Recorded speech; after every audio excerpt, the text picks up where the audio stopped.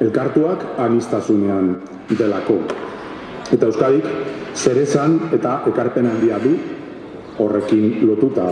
Eta gure hizkuntzan euskaraz egin ahal izatea oraindik zoritxarrez gainditu gabeko gaia da Europako erakundeentzat, Europako Parlamentuan.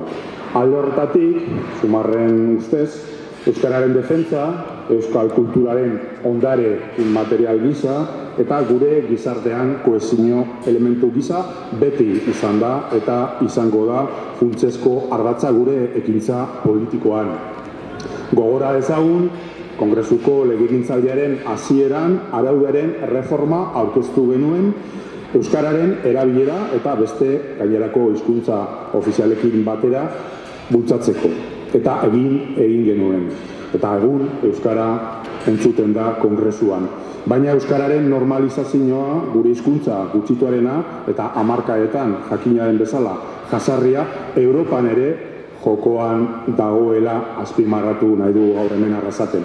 Eta Sumarri, hauteskunde hauetan hemen Euskadin emandako botoek Europar batasunean ofizialtasuna eskatzeko izango direla esaten du gaur hemen. Programan proposamen desberdinak eroaten ditugu Parlamentura, Europako Parlamentura, euskara ikastea zailduko dituen erakundeak sortzea adibidez, sustatu nahi dugu, Erasmus programan zertatuz eta Europarteko egonaldiak sortuz euskara ikasteko eta zabaltzeko. Eta baita ere, zin dugu ahaztu plataformetan euskararen erabilera hortik ere Europatik etor daitezkeen funtsak eta laguntzak eskatuko ditugu. Baina adi egon behar gara ze eskuin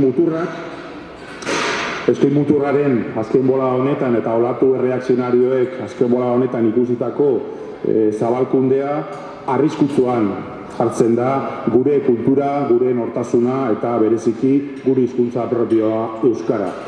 Hauteskunde hauek Europa monolitiko eta homogeneo batera itzultzea eskatzen dute olatu konservadoreak edo gure eredua Europa estatuan den bezala plurinazional eta anitza bere aniztasunaz arro baterantz aurre egitera dagoela jokoan. Azken batean, hauteskunde hauetan euskararen aldeko botoak izango dira Sumarren botoak. Decía que